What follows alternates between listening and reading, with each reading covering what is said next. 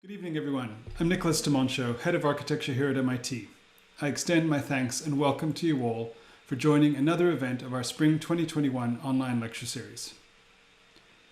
Given that MIT still exists in the world as a physical place, which we are returning to more and more, I want to begin by saying the following. MIT acknowledges Indigenous people as the traditional stewards of the land and the enduring relationship that exists between them and their traditional territories. The land on which we sit is the traditional unceded territory of the Wampanoag Nation. We acknowledge the painful history of genocide and forced occupation of their territory, and we honor and respect the many diverse Indigenous people connected to this land on which we gather from time immemorial. While it's been important to us here at MIT to include this land acknowledgement with all its attendant complexities in our event openings this year, these words also represent a call to shape much more than language. Rather, to let language shape the process of shaping the world. Such a goal, combining curation with criticism, history with speculation, and politics with all of its spatial possibilities, cannot have any better representative than my colleague Anna Majewski, whose work has inspired me for the large part of my own career. Tonight's event, Conversation on Care, Cruz Garcia and Nathalie Frankowski, WAI Think Tank, is presented in collaboration with the Critical Broadcasting Lab that Anna has directed here at MIT since 2018. It's my pleasure to welcome for the first, but not the last time, this series of essential conversations to our department-wide lecture series. To paraphrase Anna's own paraphrasing of others, to study care is itself an important act of care. Anna has been undertaking it in her conversations on care since 2019. They've been featured in real space and most recently on our department radio station, whose COVID lockdown invention was inspired by a studio on collectivity taught by Anna in the previous year. Whether reviewed and rebroadcast on the internet or born online, these conversations have always existed at the most challenging and promising intersection of our contemporary architectural reality, that between technology and media and their ability to divide and connect in spaces both virtual and real. Now, I will let Anna provide a more formal introduction, but in this sense, it is also particularly appropriate to welcome for tonight's broadcast Nathalie Frankowski and Cruz Garcia. Long before our current moment, but broadcast into it as well, their urgency and agency is exemplary of all that the global intersection of architecture, politics, and media can be. On behalf of all of us here in the department, we are incredibly grateful to them, not just for the time, but also the care they have taken in joining us tonight. Over to you, Anna. Thank you, Nicholas. Hello, MIT Architecture and friends, wherever you are. Just a small logistical remark that I will surely forget later. Though this is a conversation and I will ask our guests many questions, if I don't ask the one you were interested in asking, please do post it wherever you see an option for that. And they will be magically transmitted to me later by our awesome crew who make these lectures possible and attended. And thank you, crew. It's a real pleasure for me today to engage What About It Architecture Think Tank in a conversation on care. As many of you will know, and as Nicholas just mentioned, we started the Conversations on Care series in person. Then it went to radio, and here is an attempt to test now a kind of hybrid conversation that is both live and remote and includes images, since we can, and given WAI's work, we must. I hope I can say why. Is that okay to say? Okay. I want to start as usual by invoking the George Saunders story, Man with the Megaphone, in which he describes a party and a man with a megaphone at that party, whose use of the megaphone begins to rewire the thoughts and feelings of the partygoers, making the party ever more divided and meaner, and those partygoers more and more likely to use the terms and words perpetrated or repeated by the man with the megaphone. As they get louder, their statements get simpler, and you get the picture. Saunders ends this particular short story with a kind of charge for all of those of us with megaphones asking us to mind the precision, humanity, and generosity of the platforms that our microphones enable, and certainly with a charge to mind the volume of those microphones. In Conversations on Care, this question and caution about broadcasting combines with another concern, a call by Shannon Mattern and other often feminist thinkers to care about the caretakers. To study care, as Nicholas just quoted, Mattern proposes, is itself a form of care. So with that in mind, Conversations on Care invites and collaborates with the stewards of architectural discourse, curators, editors, and activists dedicated to precision, humanity, and generosity of their platforms and individual utterances. So with that framing on the table or in the Zoom room, let me now introduce What About It Architecture Think Tank, Garcia Frankowski Art Collective, founders of the educational program and trade school Loudreaders, as well as founding curators of the Intelligentsia Gallery in Beijing, Nathalie Frankowski and Cruz Garcia. Thank you for joining me tonight. Nathalie and Cruz describe WAI Architecture Think Tank as a planetary studio practicing by questioning the political, historical, and material legacy and imperatives of architecture and urbanism through a panoramic and critical approach.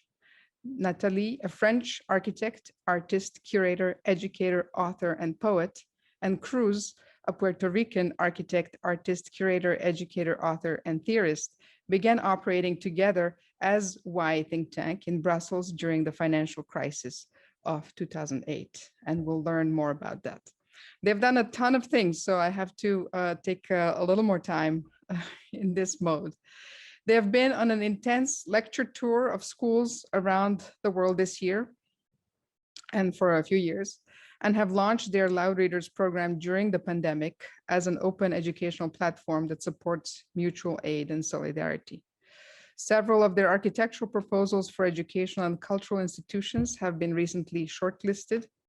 Their work has been featured in biennales and exhibitions from Chicago through Venice to Shanghai and Melbourne and all major cities in between. They curated over that have biennales. They curated over 60 group exhibitions in their gallery in Beijing. Their recent publications include a manual of anti-racist architecture education and the narrative architecture, a clinical manifesto. Both of these have sort of hit the public in 2020. And then an important book in 2013, Pure Hardcore Icons, a manifesto on pure form in architecture. And they have authored many other articles, catalogs, and zines in the last decade. Currently, they are assistant professors at the School of Architecture and Design at Virginia Tech and visiting lecturers at the University of Illinois Urbana-Champaign.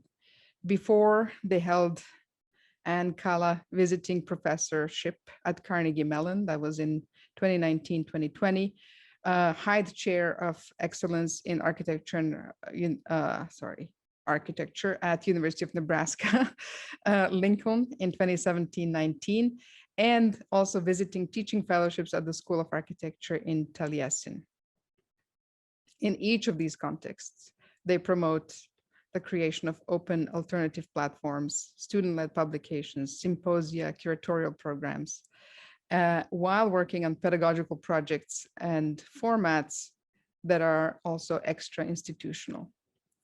So with different educational backgrounds and via an important and from at least my perspective, wild shared journey across different contexts, they have been exceptionally prolific, and it will be a challenge to fit, or they think it's not.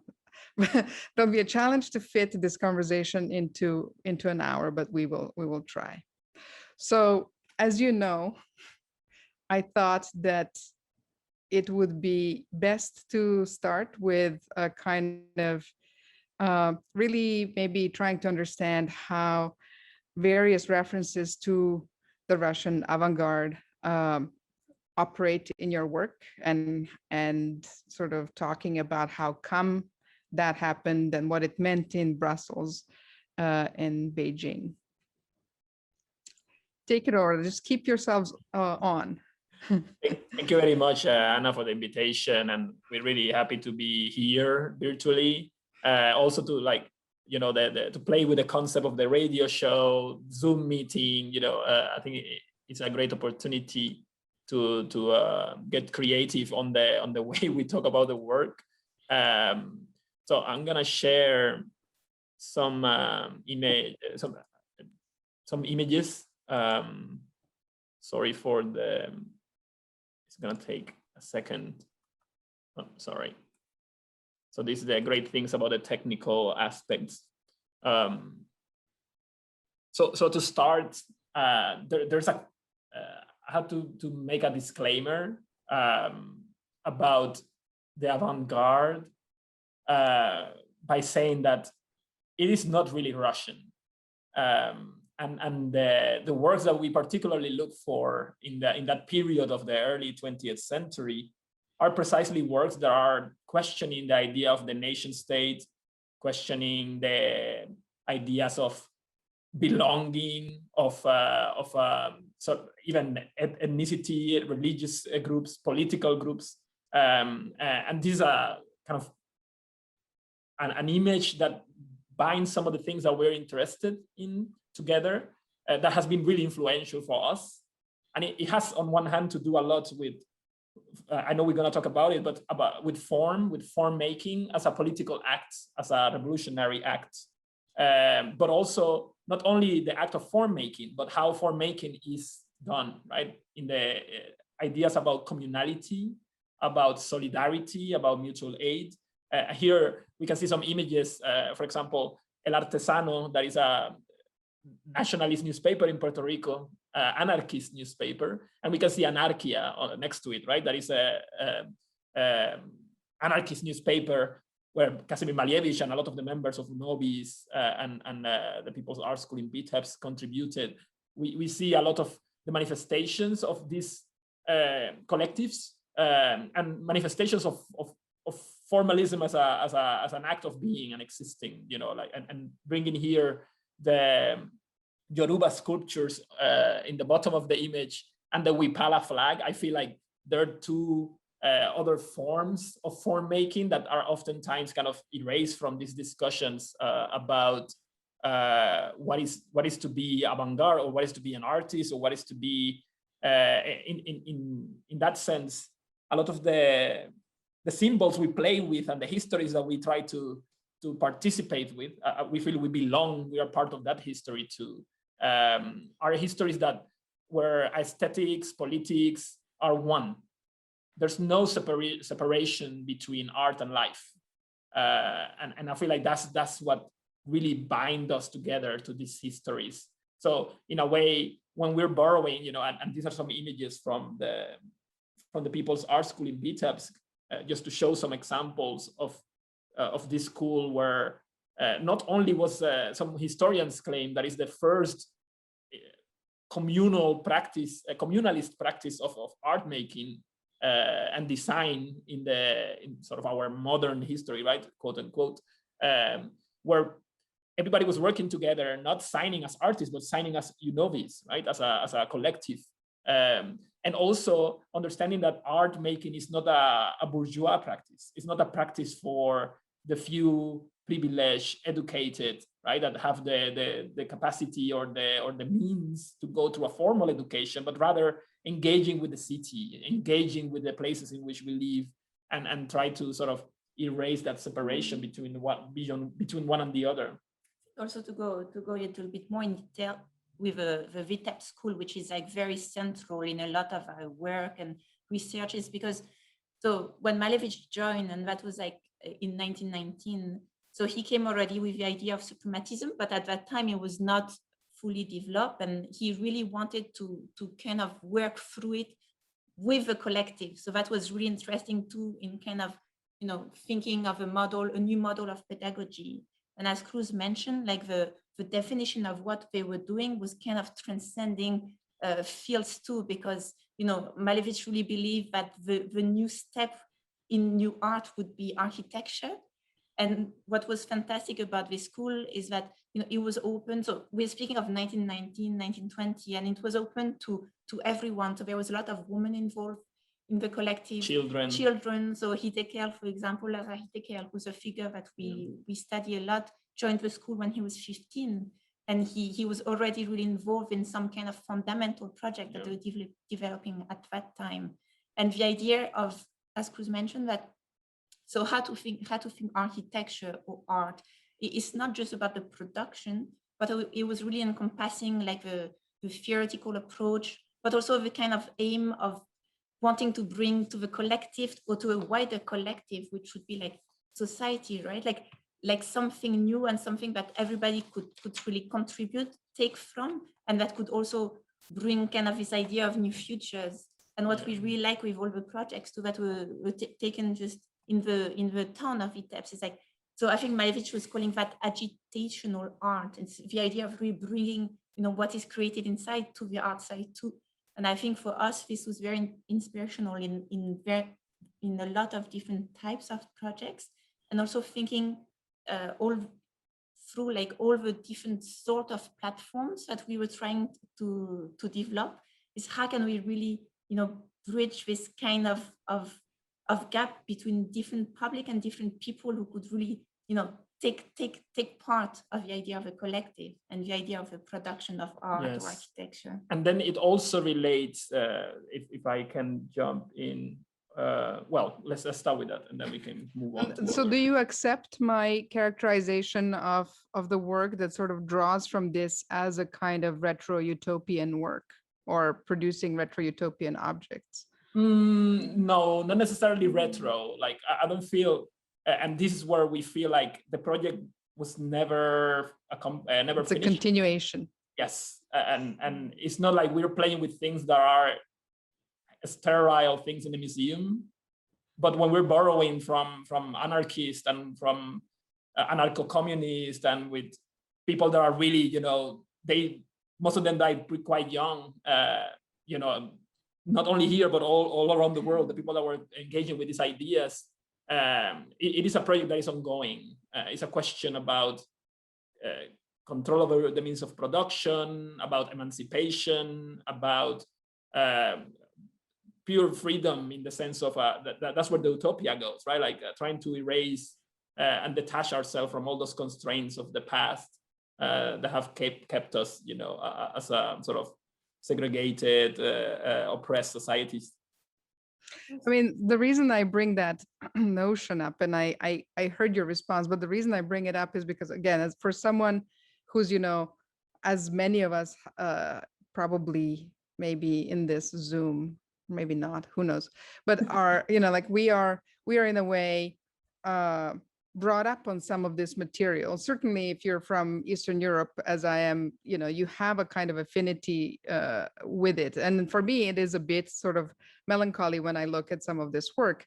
And the person who sort of describes it best, for at least sort of addresses that melancholy for me, is Boris Budin, a Croatian theorist who, relying on a definition from Inke Arns, talks about retro-utopian objects as not simply documenting the truth of our past as much as they document the truth of our relationship with that past, which is simultaneously also truth about a very specific belief in a better future. That's sort of not paraphrasing him, that is what he sort of says. And so for me, there's a kind of an acknowledgement that this is the history of art and architecture, and that in tapping into it, perhaps a kind of continuation can occur, or at least a kind of reconstruction towards some of the utopian ideas that were contained in it can happen. Yeah, I think like maybe there, if we put sort of Caribbean optimism, it wouldn't be as melancholic, right? And that's what I think like to talk about it as retro, it is melancholic, right? And we try to be everything, but that we can be critical and funny and ironic, but there's a lot of optimism in the project. So do you want to show us what comes out of this once you are? So there is, I mean, there's many things to show in relationship to the.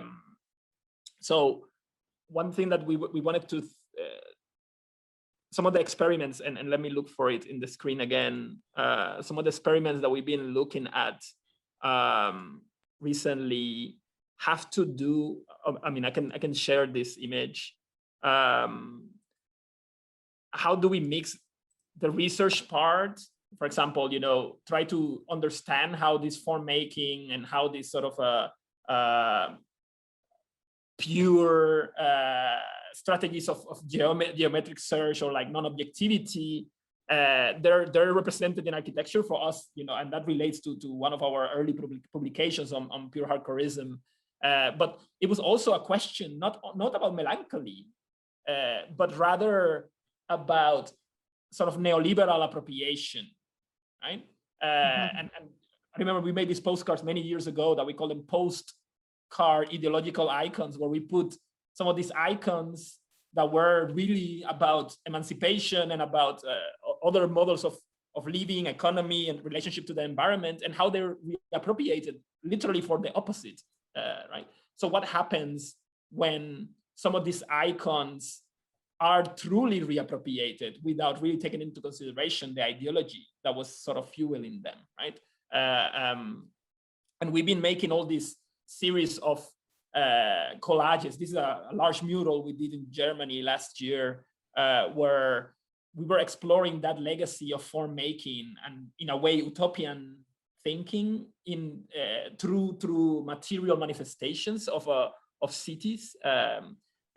So this is basically 120 years of ideal cities. It's called Cities of the Avant-Garde. So I think it relates in a way to the question you were asking, and seeing how all these cities, sometimes they also get kind of recycled in a way. The forms appear again and again.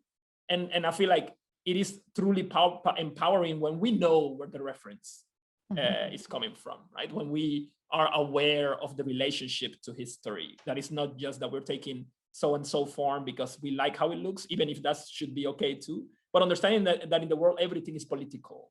And there's always an underlying narrative, or perhaps an ideology that is fueling strategies for making, right? We wanted to prove also that this is nothing new.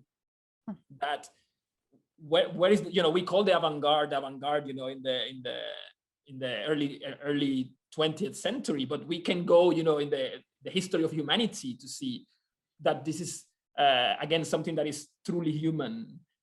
Sometimes the powerful understand how to use it, and we see these sort of monumental manifestations through sort of religious, political, economic manifestations through form making, but other times, and we are interested in some sort of the reclaiming of the form by the people, right? Like, so it's in a way, if the powerful can do it, so why can't we, right? Why can't we be the ones that are reclaiming this and having the humor to play with these forms, to understand where they come from, to understand what's the potential to make new worlds, right? And I feel like that sort of bind us together with that history of people that believe that form is for the people in a way, and that we can reclaim it and we can transform the world through it. I think also, like, going back to suprematism again, but they were believing in a kind of universalism of form making, but in a way it became like this kind of more democratic tool to reappropriate like means of production in a way, and means of representation, and it becomes also your language. So it becomes also a more accessible language. It can take many forms, and I think after we can also show you, because I think it's quite visible in the work, but we were really interested in that too, because then we, you know, question of universalism is of course quite complex, right? But we wanted to oppose the idea of this universalism with against this kind of authoritarian universalism of modernism, right? That comes with, you know, a different form of ideology. Yeah. And for us, what was really interesting is, like, again, like going back to questioning history, because history is always so present in our work, is understanding the contexts and understanding also ideologies that might have been pushed out of a discussion too. And I think like it's again, like when you were questioning also like the relationship to the past. So I think it's kind of understanding this kind of constant movement in between, and that is what allows after to jump to the future, to the possibilities of the future. And I think that's also very important in our work, to be able to do always this kind of jumps between the past, present, and future in trying to re-articulate. And there's a little narrative we made in 2011, 2010, I don't remember, it was some years ago. And it was, we took the characters of Tarkovsky, of Stalker, and it was, we read in an interview that the Stalker in reality was he was gonna make a second Stalker where he was gonna be a fascist that forced people to go to the room to believe in whatever is in the room. And we like that sort of parallel with architecture in a way. And we sort of collage all these images and reimagine the story, not as a stalker, the professor and the writer, the scientist and the writer, but rather as three architects going away from a city of icons to find the essence of architecture. And this is a small clip from the video. It is really strange because also it's, maybe I'll just show the clip. Maybe it's a skip. It's a very slow animation. As it should be. In relation to Stalker, right? Yes. And if you go through the narrative, it has some of those icons, right? Contemporary ones, historical ones.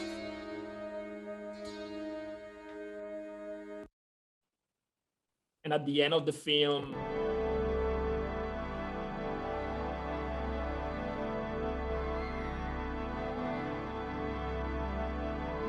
the end of the little film,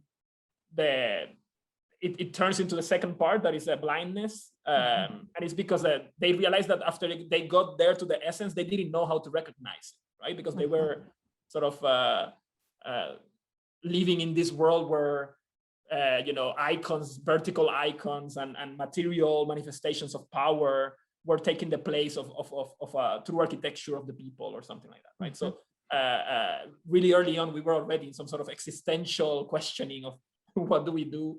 Where do we fit here? What are we asking? And again, reclaiming the images of a masterpiece in a way that we will never like even reach near to what the thing is, right? So that's not really the intention, right? But it's more trying to speak with that history of the images that are carrying some forms of narrative.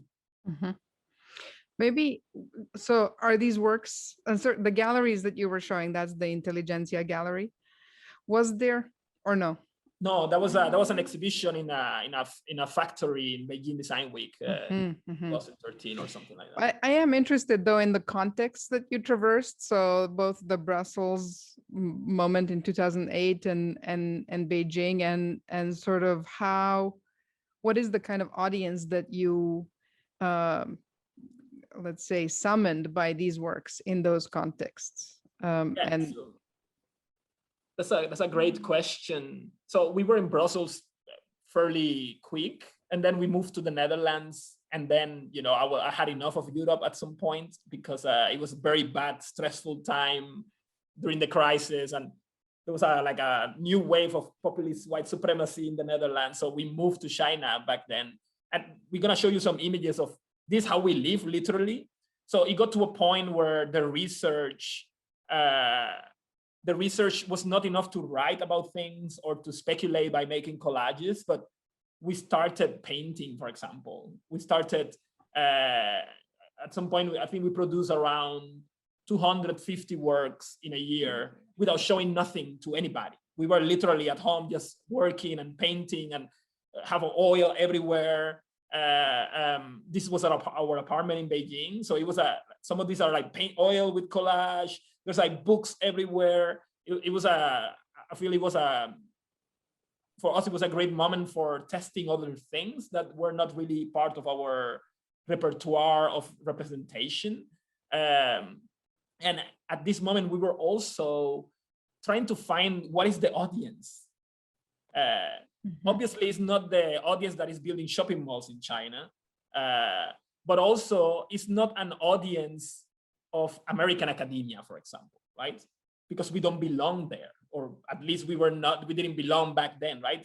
We know that they're gonna invite each other and they're gonna be lecturing, you know, magazines are gonna publish the same people, they went to this and that university. So we were in a kind of limbo of, okay, so who were the audience of the avant-garde? Do they have an audience back then?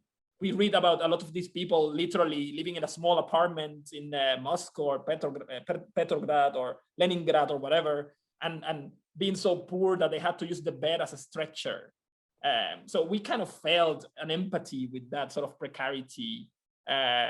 But with whatever we will do, we will try to find ways to present something in a way. We were still designing projects. So what happened was, so this is a small event we did at home in our apartment, where we have a friend, Chen Hao from Shanghai, where she would be presenting the works in the house. It was not even us. So it was this kind of between gallery and apartment exhibition. And what happened was, and we're gonna put this in context, we got into the final to design the largest museum in Russia in 2014-15. So there were like very famous offices, famous people, and us. It was a kind of weird thing. And we traveled twice, and we were like, this is great, you know, we get in this huge, it was a large fee for us because it was 2 people, right, broke in an apartment in Beijing. Maybe it's not that much for a studio employing many people, but this project allowed us to formulate potential architecture where art is for the people, right? In Beijing, the art centers were mostly in the periphery of the city, in former factories, sort of enclosed in a periphery, almost with their own rules. And this project was kind of similar, where it was going to be the first museum outside of the center of Moscow, outside of the ring roads. They're very parallel cities, Beijing and Moscow in a way. So our project was about to put the galleries up, open the ground level, and create a promenade where people can go to the museum without paying tickets, for example, right? And we were really happy about the concept. At the end, we didn't end up winning. They gave the project to a tower that was more iconic, and you had to pay the ticket to go in, whatever. At the end, they ended up scratching the project, but we still got paid. We returned to Beijing, literally heartbroken, because we thought this is the only chance we ever gonna get in our lives. And we just blew it. We didn't win, that's it. Everybody, you know, Aravena, Nieto Sobejano, and Stephen Hall, they're gonna get more projects. Nobody knows who the hell we are, so we are done, right? Like, we overcooked. We came back and we made this project called the Palace of Failed Optimism. So that was how we dump our sorrows. It was a project of a little hangar where you deposit all the projects that fail. And very soon the building is spiraling upwards endlessly because there's so many projects that fail. So we kind of drown our tears in this project that allow us to sort of create something out of it. And then we were already designing some potential galleries in Beijing. But when we came back from Moscow, we truly said, maybe we can do the program without the budget, right? We're not gonna have these millions of dollars to do a 42,000 square meter art center with residency and whatever, but we can rent a small room somewhere and make a program that is different from every single type of program in China. So the third largest art market was pretty much split between having Chinese art on one side for the Chinese market, or really famous international artists, right, that are also commodities. So we thought, how do we show the works we're doing, but also invite other people to come to the conversation? Writers, I don't know, poets, filmmakers, painters, not only in China, but everywhere. Can we do this? So we thought maybe we can write to people, say we can reproduce your works here, the ones that are reproducible, like photos or video work. We can buy the equipment with whatever, we got this funding now that the museum pay us for the competition. So then we decided to make one exhibition with our own work and see how it goes. If it flops, fails, we just turn the space into our studio. Did you rent the space? Yeah, so we found a real estate agent, and we said hey, can you help us find a room that has no windows and high ceiling? And she was like, in the ground level. And she was like, this sounds terrible, but yeah, I can do this. So she found us a room in a huton, that is those courtyard houses in the center of the city, we did our show that it was this sort of experiments on form. This is the first exhibition we did of art ever, and the first time we had a gallery space, so to speak. And then a lot of friends came, even media came, they wrote about it. And we said, okay, so it didn't really fail catastrophically. So maybe we can start doing group shows now. And then we started inviting people, and then it really took off. At some point there were like 12 little galleries around the gallery. It became like an art center in a way. There's no gentrification happening because in Beijing, only the government can gentrify. So we were kind of like released from that responsibility. And then it was a really intense program of 3 years of group shows from people all over the world, like Africa, Europe, South America, the Caribbean, Canada, US, you name it, right? So it became this sort of platform for these courses. So the idea was really like we set ourselves for every exhibition, it has to be a group show. It has to have people coming from as many places as we can find, but also, of course, like people from Beijing. And then the idea was like, for us, what was really important, and different mediums, of course. And it was the experience of the opening too, because we wanted it to be a place for discussion, so to be open for everyone. So also being in the Roton was very interesting for us because it meant that also, you could see the gallery when you were passing by, because there was not, as Cruz mentioned, like in Beijing, there was not really art spaces in the center of the city. It's not many, there were like one or many. two. It's very like defined in neighborhood, but suddenly we always had like, it was a small, as you can see, it's a small space, but we always had like the doors open, and the idea was like, but it would also kind of mix with the fabric of a neighborhood too. So also the openings became places where people could present the work, talk about the work, because the only space, many of them were people that were recognized artists, and they never had a chance to talk about what they were doing, right? Because everything was so market driven in a way. Especially Chinese artists that were working with Pace Gallery or with the Beijing Commune and spaces like that. And then because of that, then we started, it was kind of a hot commodity, but it was anti-profit. So we had a rule that if work is sold, we will take no commission unless it's our work that is being sold. And then it became this platform where we had sponsors, so we will buy an artsy subscription, and then sort of advertise the work. All the media will be always writing about the people. So I feel like then bigger galleries and institutions started inviting us to collaborate with so nobody knew we were architects when we were doing this, which is also funny.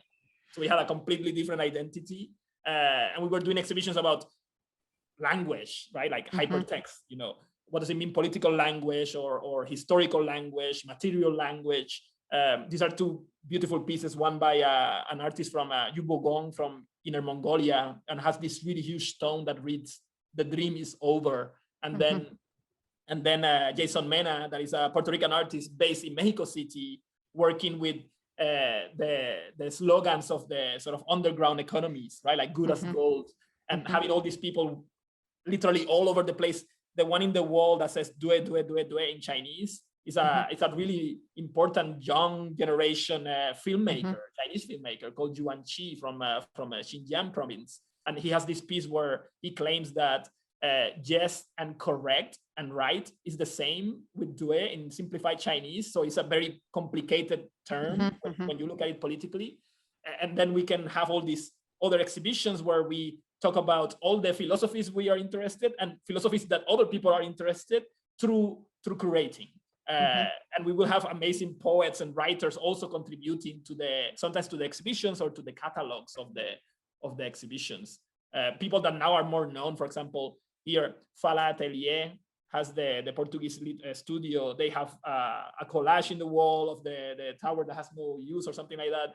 A poetry piece by a good friend and collaborator from the US, Mexican American poet Christopher Rey Perez. Troika Union, there is an amazing photography collective from Moscow. And then even, I feel like a lot of the projects, they really age well because the questions we were asking, there are questions that for us were fundamental, like this one about Newspeak, on Orwell's concept, New Newspeak. We have a friend, Chen Hao, that is an architect, trained as a practicing architect, that is an amazing writer in Chinese, apparently, because everybody tells us that. So all the exhibitions will always be translated beautifully into Chinese So also they became really influential in simplified, in sort of Mandarin, right? So this one, it was about Newspeak with many different collectives and people also from all around the world, across many different disciplines, from filmmaking through sort of new or not so new media anymore, but new media, internet art. This one was the anniversary of the 010 exhibition of the last futurist exhibition of painting of the Suprematists and Unobis. And we celebrated the 100-year anniversary with a 010 exhibition with people that somehow engaged with that idea of non-objectivity through many different forms of media. I want to move us towards the narrative. Where is this one going?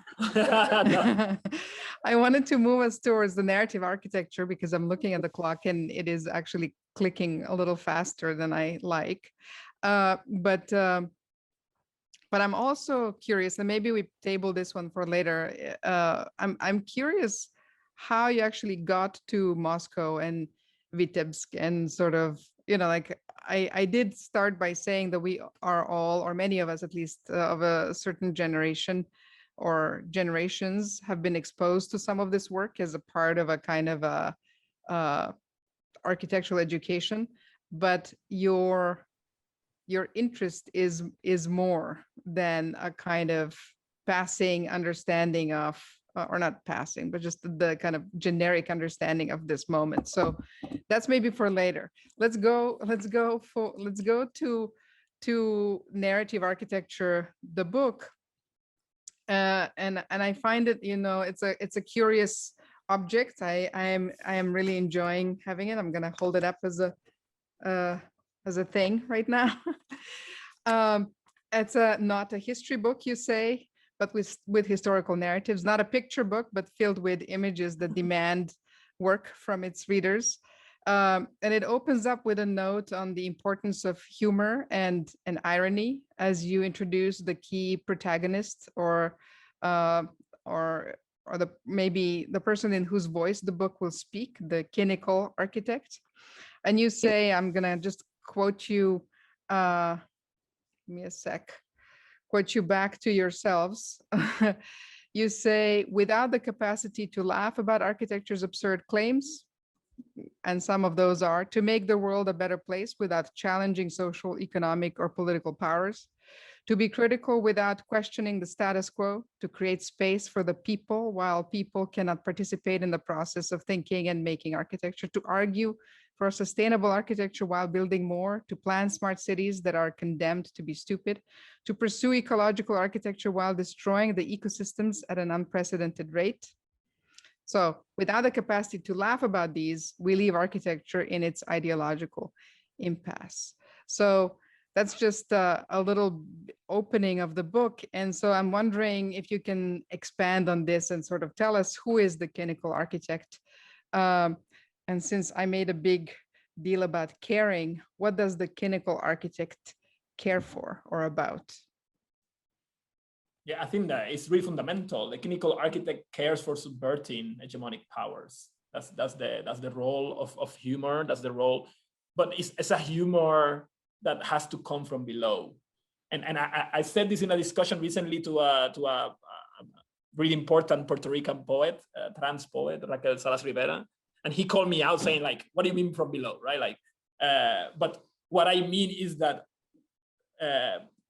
when is the powerful that are laughing is not so funny, and you know, having the institutions making the jokes and having institutionalized jokes is not what we are talking about. We're talking about a form of humor that can show how ridiculous our claims are oftentimes, and how do we pretend to solve problems with more problems, or how can we pretend that we can solve problems by not actually addressing the structural problems that we have. And in that sense, potentially we are all clinical architects, but we have to be aware of the role we're playing in these sort of power relations. And you know, what the book is doing in a way, it has many bold claims, of course, and we love, so the the book is truly a collaboration between the graphic designers team, collective team Thursday from Rotterdam and us, because in the discussions they pick up all of the quotes that are highlighted and bold, right? So they wanted to show our bold claims in even bolder by making them bigger. And a lot of these claims are basically addressing how ideology is so present in architecture that we cannot deal with it until we really show it for what it is. That's the whole point of the book. And our argument is that it is only through humor and irony, as the Diogenes, but many others have done, that we can reveal the lying truths behind what we are doing and our sort of shortcomings and possibilities too. I think also like the book also builds a lot about the opposition between the cynic and the cynic. And I think also when we speak of humor, it's a cynical humor. It's not a cynical humor, because I think like the cynical humor would just be enjoying the spectacle, right? But I think what we want to claim is like the cynical is still in a way a constructive humor, because even if the tool is more like a subverting tool, and maybe the kind of solutions are not brought into the table, but at least the problems are highlighted or the irony are highlighted in the hope of leading to something else. Yeah. And I think also like going back to Diogenes, like when you think of, we like this quote of Diogenes with, when he's holding the lantern in daylight, looking for an honest man. And we always think, and we always think, and I think we even collage, I don't know if we have it here, but we collage ourselves holding the same lamp, because we say we're looking for an honest architecture. But somehow like to really understand the position of a cynical architect, I think it also goes with his search for honesty in this kind of drive for care, drive for responsibility, drive for a call of irony, like unmasking, ideology. But there's and going back to the cynic with the K, right? That comes from Kion, from dog. It is a humor that bites, right? It's not just a humor for laughing's sake. And I love a quote by Bolivian philosopher Silvia Rivera Cusicanqui that she says in Spanish that we have to be careful in a way with, I'm paraphrasing, but when people take too seriously their civilizing tasks.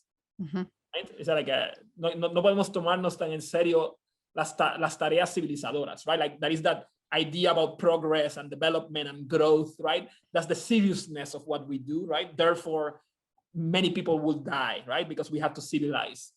So when we laugh about that and we say like how pretentious and ridiculous to claim that not only can you create history, but also you can end it, right? Without taking us into consideration. That's where the humor, the potential humor of a cynical architecture lies. I mean, I think now we really must understand something about images. So the status of images in your work. So there are sort of, for me, 3 definitions that I think would be great to hear about. One is one about images. What are they for you? And then maybe, or maybe we heard a bit about the role of form.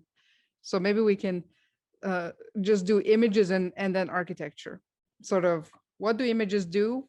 And what is architecture as maybe a result of that?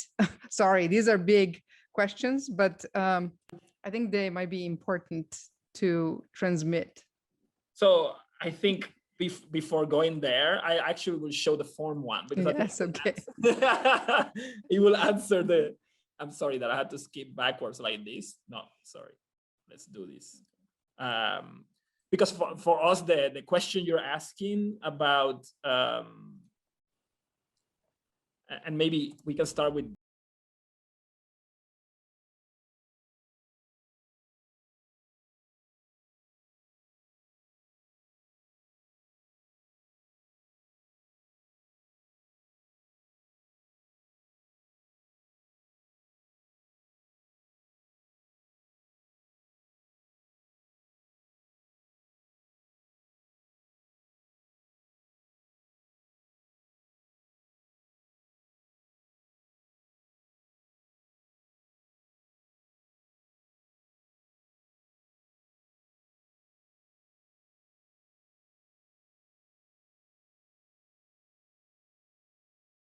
I was showing this, and this is another book that we published more or less at the same time as Pure Hardcore Icons, but that is a book about language. And I think like this is what binds images with form in a way. For us, there are forms of language, right? In the same way that we will engage with poems in form making or through texts or through sort of composition or through space making or through laying out or through finding things that don't actually have a meaning or a purpose and serve no role. In a way, that's a very utopian question. Can you truly be useless? Can you truly be meaningless? Can you be free from being objectified and exploited, right? And so those questions somehow are related to a lot of the exercises that we have been doing to try to define what form is, what purpose it plays, but also what is the role of images too? What happens when images are carrying meaning, and what happens when images are freed from the imperative and from the sort of responsibility or from the task of carrying out meaning? Is a universal language that is not universal in the Eurocentric way, but truly human, universal. Is it possible, right?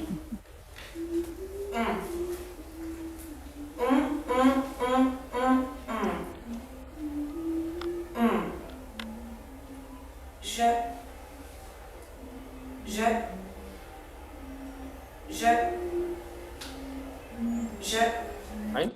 And those are some of the many experiments we have tried to do. Even in class, we are always engaging with this in some of our seminars where we're reading about theories of laziness, about theories of nothingness, about theories of non-objectivity in relationship to our neoliberal condition, right? What does it mean that something has no value? What does it mean that something is carrying no meaning, right? If we think of images that way, what happens when architecture images or images in general can challenge the sort of transactional nature of everything we do, right? The sort of when something is not just a commodity, when something is not fetishized, when something is not really revealing everything, making it transparent, you know, to use Edouard Glissant theory of the opacity, right? When we can remain opaque, can images do that? Can images have different meanings for different people or not meaning at all? I think that on one hand, that's something that we are really interested in thinking when we think about images and their political power.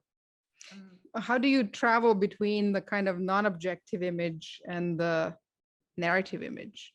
Like, what is the kind of conception of image that holds those together in the body of work? I think it is a relationship of what are we doing at the moment. So one thing is like, we truly believe that art can be free and you can be useless as an artist. And we're not alone in this, you know, Mladen Stilinovic thinks about it, and Malievich thinks about it, and Barai Molayeva thinks about it. So we're not alone. There's a long history of people that say, like, in order to be truly an artist, you have to be lazy, right? Like you cannot be working. Work is just punishment and it's terrible. But in our current situation, it's not possible to do that in architecture. So to truly have a useless architecture, that for us is the ultimate utopia, to make useless architecture, because it means that you have nothing to address. And that's not real, that's not possible. So the difference between the narrative image is that the narrative image serves a purpose, right? And the narrative image is trying to be critical because it's recognizing that problem, that impasse, that sort of situation in which we're in. On the other hand, the possibility of being useless and meaningless and being nothing is something that is really enticing and something that we should strive for, right? If we get to that point where we truly can be useless and not be commodified and objectified, it means that we made it, right? Is it going to happen? Not really sure. Is anything that we ever made meaningless, even if we're trying? Not really, because we spend hours talking about nothing, right? And that doesn't really make sense if you think about it. also going back to because I think also it links to your question about how we define architecture. And I think like, look, there's like a quote of Achille Mbembe we find really interesting, because he speaks about responsibility of care and repair.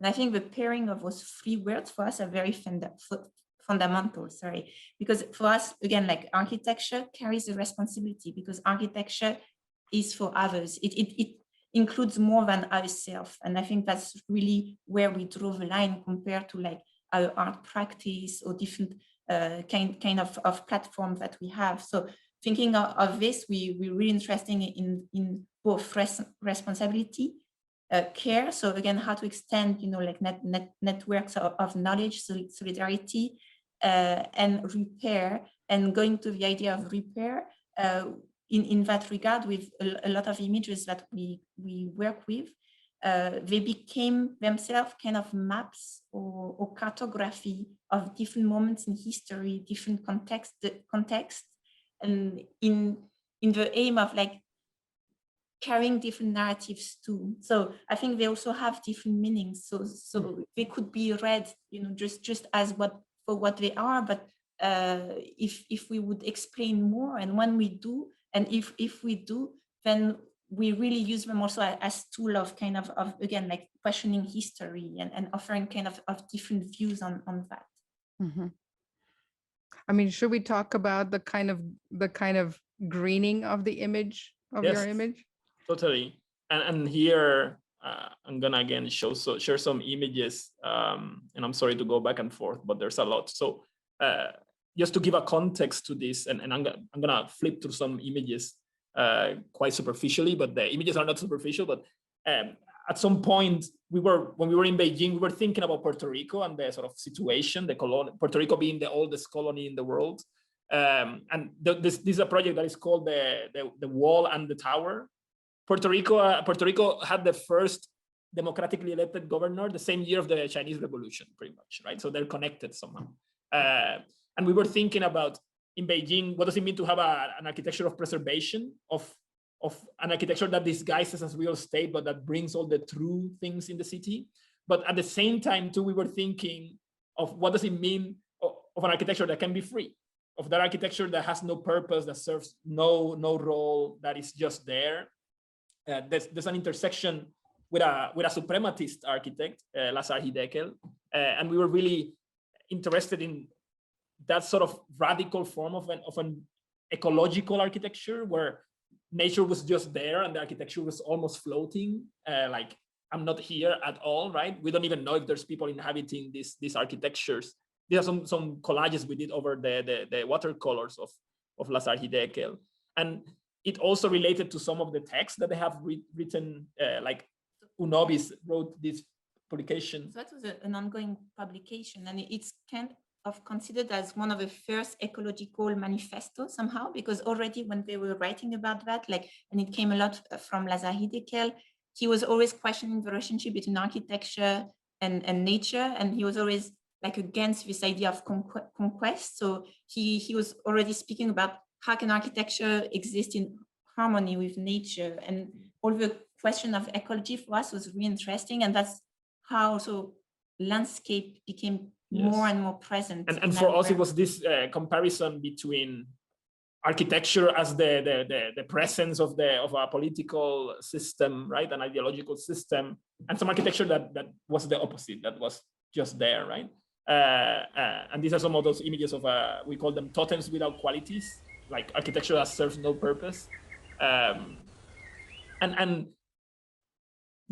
especially when we moved to the US, that we were coming with these questions, we were kind of facing questions of occupation, of colonialism, to working with other philosophers like Fanon and Achille Mbembe and other thinkers, and thinking always with Puerto Rico in my mind, in a way, in our minds.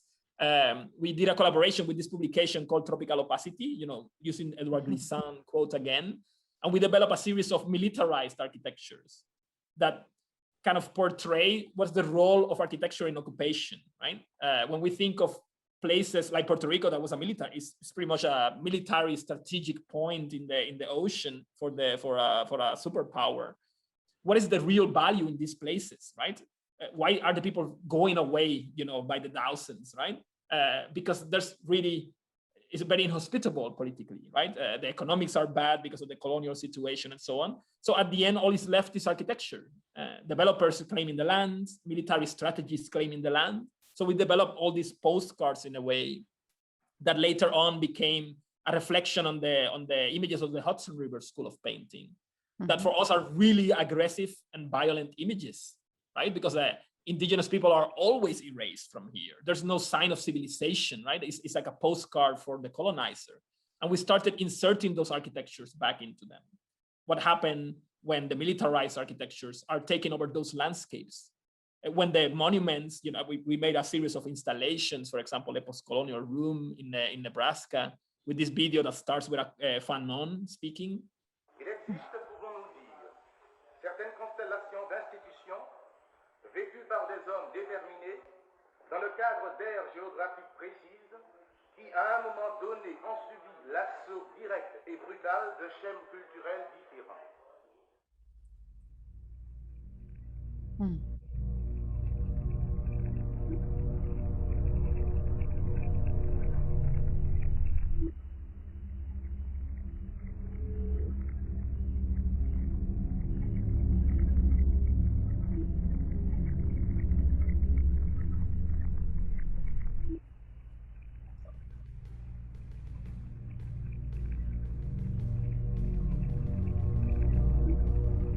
Later on, you can see other parts. That's part of an installation that we were doing in collaboration with the students too. Later on, that became a bigger project called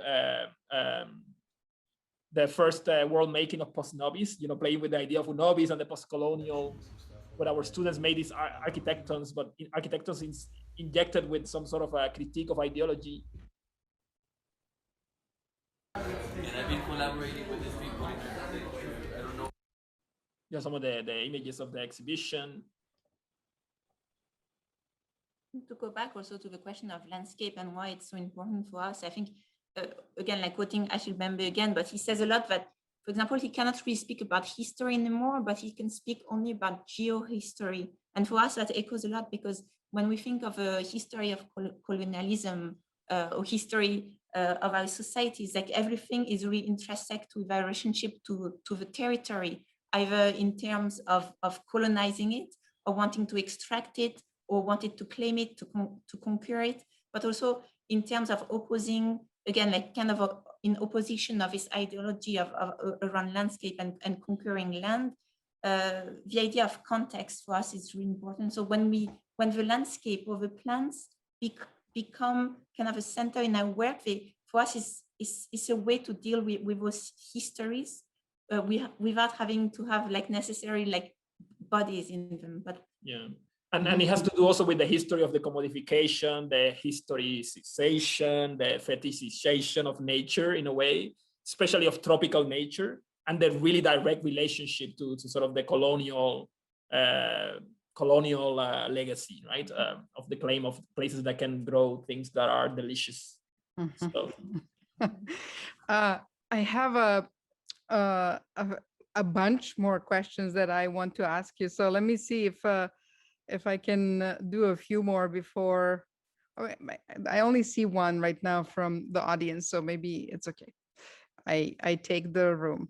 But the first one actually has to do with, well, I think both images and the text. For me, when reading through narrative architecture, but in general, some of your work, I am sort of, but definitely the book that came, and maybe this has something to do with the way in which it's laid out, but I am thinking about the voices that you bring in, sort of historical voices, both philosophical and literary, as well as sort of architectural and artistic. And I'm wondering if you can tell us a little more sort of directly, who is it that you are reading right now, and sort of what do they do for your thinking? Wow, that's a very charged question, but we're really interested in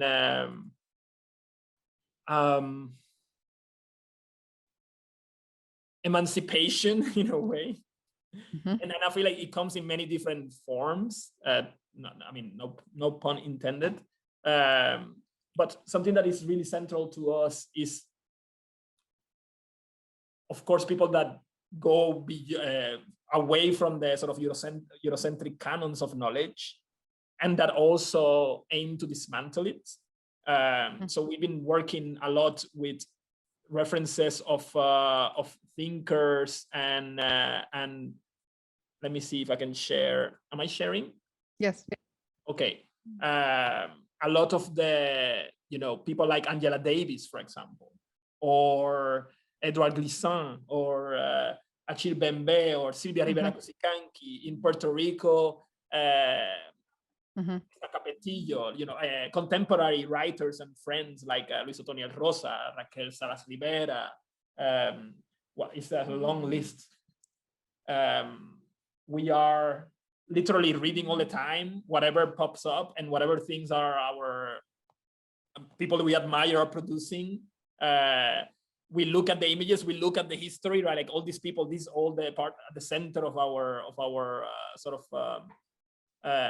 ways of thinking, ways of making. The people we invite to Loudreaders, everybody that is sort of around us has been. I think we live in a collage in a way. So everything becomes part of the project. I mean, I definitely see a kind of bricolage at work, if not collage, across all media that you in a way employ. But let's so I have two things. We definitely want to get to the Loudreaders and to understand the kind of history and the story of Loudreaders for you, and also what it has done so far and where it's aimed to go. But I also have a question, and you can take them in whatever order you want, but I also have a question about the kind of value of manifesto as a form and a genre. In your book, you suggest that it's a love letter to something that doesn't quite exist yet. And I feel like in that sense, it makes also, again, sense the kind of knitting that you do with old manifestos and new production of your own, which, we have the manifesto of honest architecture, clinical architecture, anti-racist architecture. So it's a very particular mode of address, and I am interested in knowing more about it from your point of view. Yeah. So manifestos are really fundamental, and I have to say that we have been attacked for using manifestos before. I feel 2020 changed that. Because it was quite popular to be ambiguous and to be, like pandering to the neoliberal waves, right? Like a surfer. So people would think that we're quite aggressive, which we are, of course. But and we will get accused of why manifestos? Why not this or whatever words they want to use? We recognize the history of manifestos, good and bad ones, right? Like it's not like they are all good. Or something like that. But also we recognize that it is, again, in the search of honesty, it makes you take a position. So we've been making manifestos since day one. That's the first thing we did. We made a manifesto foam, 2008. And it has always been this is where we stand, politically, ideologically, this is who we are. And we're gonna fight as hard as we can to go in this direction, because we truly believe that we had to emancipate. We had to be emancipated. We had to emancipate the world. There is the together, right? In this, and then there's many other projects that appear. Sometimes serious projects, sometimes humorous projects. There's always humor embedded in these things, but it is really a declaration. Right. And as we say, it's a love letter to something that doesn't exist. It's a very utopian project too, right? Like we always aiming for something, knowing that it's not there, and knowing that perhaps it may never be there, right? We know that when we say we want to be emancipated, it may not even happen, but that doesn't mean that we should not fight for it, right? Because many people have died for the possibility of us to even dream about it, right? To be able to aspire to it. So that it is really fundamental, not only for our practice, but for us as human beings, right? For the way we exist, the way we relate to each other and to people and to ecology and to anything we do is kind of fueled by that.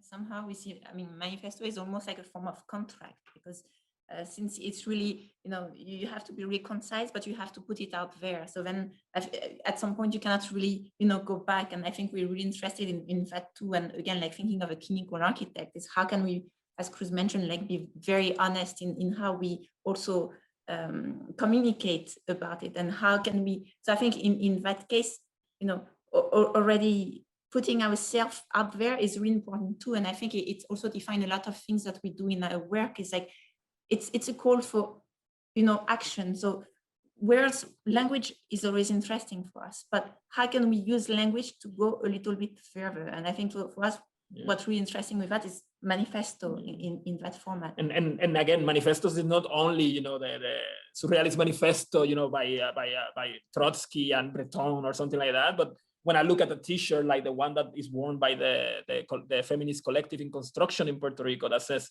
anti-patriarchal, feminist, lesbian, trans, Caribbean, Latin American, that's a manifesto that is really influential for everything that we're thinking about. So it comes from many different directions, right? And it is also really at the heart of being active and militant and being participating with history, right? Like not letting just swipe you under the foam of the ideological sea. Mm-hmm. I mean, I can probe some of those answers more, but I think let's work from that to Loudreaders somehow. Let's make the kind of steps that take us there. I think it's actually not so far. So for us Loudreaders, and just to give a context, right? Like we're showing all these pictures of all the revolutionaries and all the sort of strategies of mutual aid that were done before. Yeah, and there's this beautiful image that I'm gonna show that is at the beginning of the Freedom House ambulance service, right? The Black Panthers pretty much invented the ambulatory medical services, right?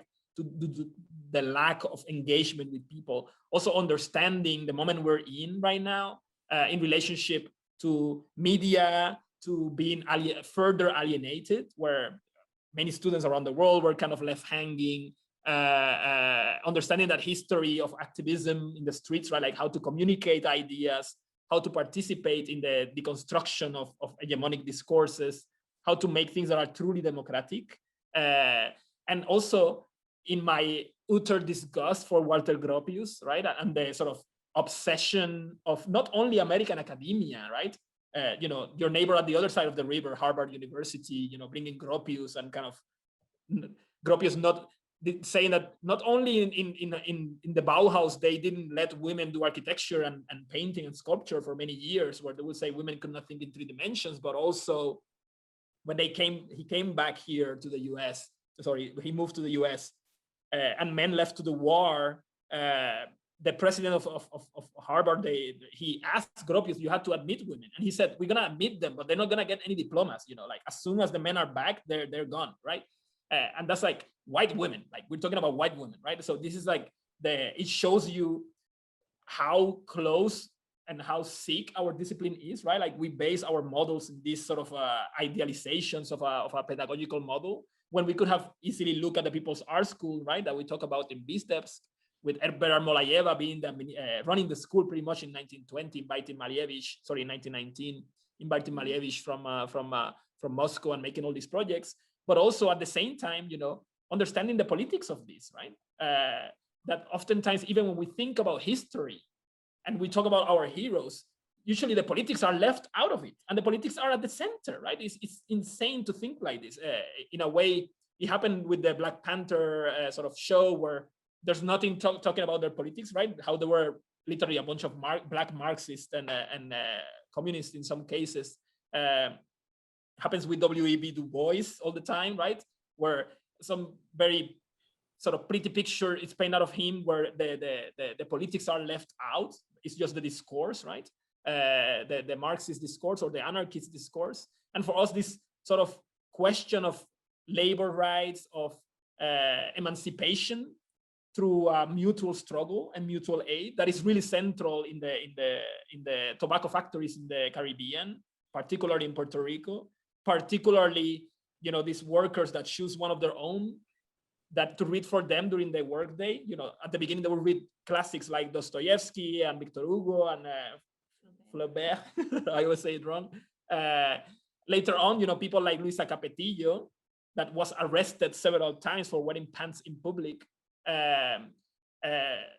What is really interesting about her too, she ran a restaurant in New York and a boarding house where she would rent apartments, rooms of her apartment to workers, and she will also have a vegetarian restaurant where she will serve apparently these really delicious vegetarian meals, even if you didn't have any money, right?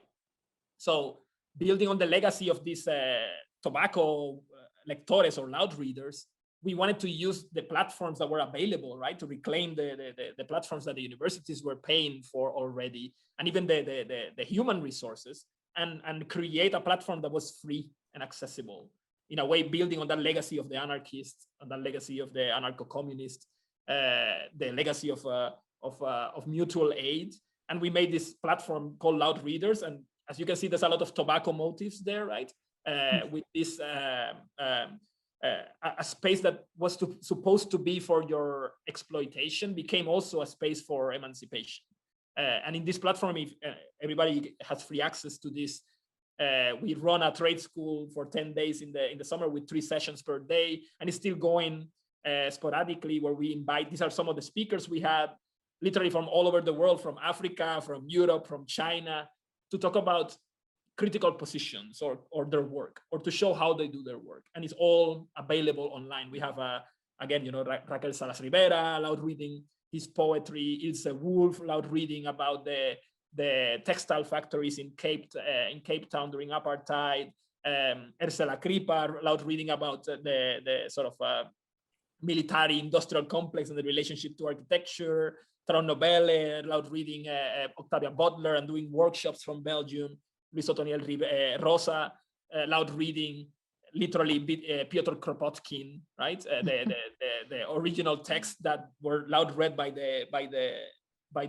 original lectores, right? So we're still somehow finding ways to continue in that legacy of free and accessible education, but also with an anti-capitalist imagination at the core, right? And that's pretty much the sort of the purpose of this. Also turning into a curatorial platform more recently, where we are, invited Raquel Salas Rivera, Cordelia Tafa Henry, Liu Jujia, and Pedro Neves Marquez to talk about the planetary wretch and these landscapes of decay and exploitation, but also some xenofuturism, Afrofuturism, indigenous futurism, all these ideas about imagining other worlds within the oppressive systems of extraction, capitalism, and so on. Let me, Nathalie, did you have a comment? I don't want to stop you. Just briefly, because it's just to tie also with the idea of care, because I was just thinking, like, we were just listening to this of Cristina Rivera Garza, and she was talking about the role of archive as care, and it was also like this idea with a Loudreaders platform, because the idea was really kind of again, the question is like, how can we really expand the networks of solidarity, but also of knowledge, the sense of community, of collectivity, and how can we all be connected? And I think that was also like very central in how we thought about the platform of Loudreaders, especially in a time of COVID where a lot of people were alienated. So it was, again, this idea of really reinforcing these networks. Yes. I want to ask you a question. I see that I'm frozen, but that's okay. I am here. I'm not frozen. I want to ask you a question about well, pedagogy and sort of how this relates to other institutions, but by including a kind of question that the students have now posted. I'm going to try and bring these in a little bit. So one thing is sort of, for me, the question of what is the relationship of this work that you're doing to the institutions that, have you started saying something about that, but to the institutions that you have sort of traveled through? And I ask this partly because, just like I think you in a way define architecture as everything, every medium that you have available, including kind of producing networks and networks of care and sort of publicness. It seems like everything you do is also pedagogy in some sense. And so like sort of just trying to connect those two worlds a little bit.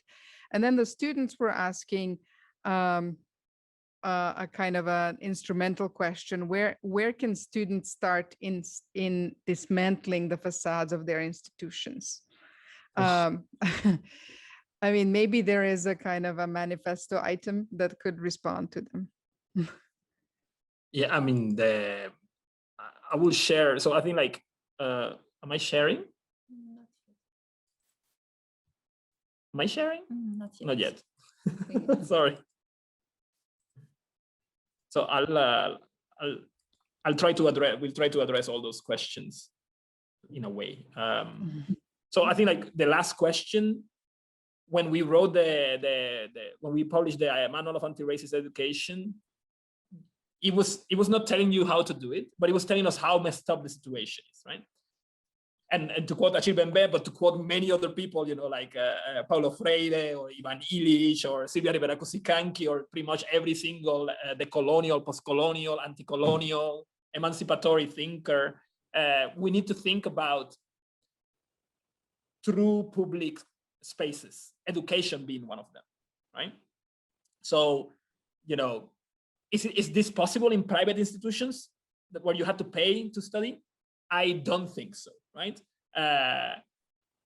But in the US, for example, where even the public institutions, they're also really expensive, then, you know, like, what do we do? So that's a fundamental question, right? Like, we cannot separate the economical aspect from the real aspect, right? On the other hand, you should feel empowered to know that there's no education, there's no schools without you as students, as the ultimate power, right? So if you truly consider that power, there's a quote by Peter Sloterdijk, and I know he's a conservative philosopher, and we use it and always reclaim it and change and reappropriate it, that he says, hegemonic powers hate to come voluntarily to the table of negotiation. And that's real, right? So if you're being invited to a committee, it means that that thing is not powerful enough, right? Because that's a solution of the institution.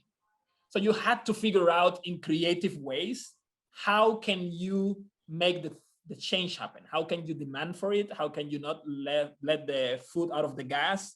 How can you truly create truly public, accessible, non-occupation, settler colonial institutions, right? And I'm talking about the Americas context, right? So we have to do that, right? If it's only education for the few, then we are just maintaining the status quo, right? And that's also maybe will burst our ideas about elite institutions, you know, and who get access and who has knowledge as being a finite resource, right? In a way that we will treat gold or oil or something like that, right? What type of knowledge too? That's very fundamental. And I think also, like, thinking of architecture, and I think we are more critical about that because we are in architecture, but we really you know, kind of frustrated to see the kind of slowness in kind of revising the discourse around architecture, and especially when we think of architectural education and how, you know, there's like a really pressing issue to really revise the sources of knowledge that we are using and that we are reusing all the time, that are so central the epistemologies in the education of architecture. And I think, like, again, like, there's this, you know, it's really time to update ourselves, and I think this should have been done years ago, because it didn't really change. And I think, you know, if we really start, so of course this exercise has to come from many of us and in all different levels, but again, like, start to look out and to try to bring again this kind of knowledge that were left out and try to challenge that. And for us, it's not just college students, right? So when we talk about students, and we have this quote from Post Novis of our collective manifesto that says, in Post Novis, all the students are the teacher. We truly mean it. but it's not just college students, right? It's not just the few that can go to architecture. For us also, like working with children, for example, is really fundamental. Like using workshops and things where we are talking about working together, about solidarity, about imagining other worlds, about engaging with world making, about addressing all these issues we've been talking about. And then when it comes to the college level, and this is some of the examples of some of the student projects, like one, for example, working with Loudreaders, how to bring all these discourses of emancipation to the forefront, right? Through form making, through whatever, right? Like it is all the things that we find are empowering and feeling that we have the capacity to reclaim them, to turn them into something that is meaningful, fulfilling, critical, that is gonna potentially subvert the status quo, and that is also gonna empower you with tools and knowledge, right? When we made the Loudreaders, it was a trade school in a way, because we don't think that these ideas are just, how you say, a bubble in the ivory tower, right? We feel that there's a real material ramifications and manifestations of this, right? And everything we do, as you say, you know, everything is architecture, everything is pedagogy. We truly believe in that. So I'm really glad that you bring it in. Is how do we relate to each other? Like, and it's something that we do through our teaching, you know, even in COVID, like how can we work still together, right? Like we can challenge the idea of the single genius, of the competition, of the superior designer, and start finding ways, you know, this is a project we're doing now here in Virginia Tech. Well, all of our students are, again, you know, working in all these ideas about collectivism, about teaching each other the things they learn, and producing works together, you know, that end up in the design of other possibilities of living together. I feel like that's pretty much, I try to blend in both answers in a way. That's perfect.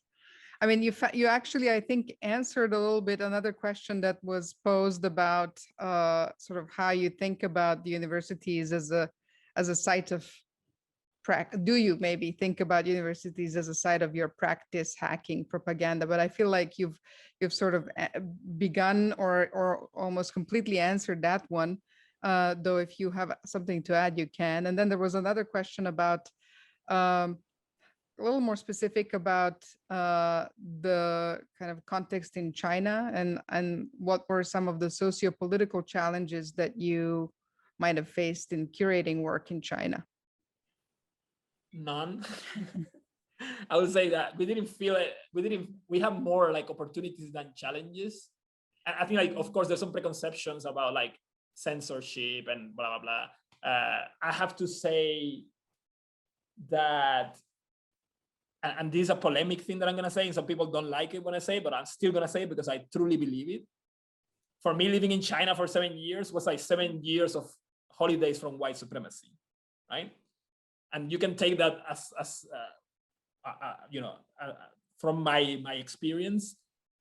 I had a lot of freedom of doing things and engaging with things because I was not being objectified on one hand. We were truly free to address whatever the hell we wanted, right? As long as we were working with the people, right? And also it opened doors to have collaborations that wouldn't have happened any other place. I think like the fact that we got there just after the Olympics, where the institutional cultural infrastructure was not in place yet, where museums didn't have collections, for example, or so the colonial history of the museum was not really that present there. It allows a lot of flexibility, not for us to come and impose something, right, in the sort of, but to experiment, but to literally experiment, not us, but everybody together, like people that have been in Beijing for a lifetime, and us that were there for 7 years, and people that were not even there, right? I feel like it was a true space for experimentation in the whole sense of the word. Like we didn't know what the hell we were doing, first of all, and a lot of the people that were with us, they also didn't know, and that was the fun part of it also. And Beijing at that time was also really open for that type of project. So all the institutions and the people and the media they will see it as a legitimate thing, which is not something that will happen necessarily somewhere else, right? I feel like there was a true, honest openness about relationships and about doing something together. And, you know, that idea of collectivism, you know, even if there was a really strong capitalist art market in place, the people were more interested in other things that were not transactional. And then at the same time, you know, and related to the university question that I think it relates to, there we needed to operate in that sort of space of the city, not within the institutions, right? While in the US, because of the conditions, right, like the precarity of culture in so let's say people like starting, you know, the sort of neoliberal model, here it will be, I would feel it will be impossible to do something like that. So that's why here I mean, we came here to teach, right? We wouldn't be here if it's not teaching, because I wouldn't have health insurance during COVID, right? And it is like you cannot live, so therefore how the hell can you make art, and how can you make collaborations with people, right, if you're not wealthy and if you're not in a center, you know, like LA or New York, which is really expensive to be there, right? So so if we compare those two and now bring in the role of the university, we don't feel the universities are necessarily helping us, but they're not stopping us so hard. You know, some people are really always trying to stop what you're doing, of course. But they're just, I think that they're there and they have problems, of course, because of the history, the colonial history, the racist history, but you can use the resources up to a point. I mean, I like the kind of word that the student used that included, or the words that they used that included hacking, the idea that you can, in a way, produce the third university, as La Paperson suggests. So I'm asked to wrap us up. So thank you very much for engaging me and us for an hour and a half. I really do think we could, you know, do a marathon, like a Hans Ehrlich kind of marathon. But we're going to stop here. We're grateful for the time that you gave us. And thank you everyone for coming this evening, you know, in the quotations.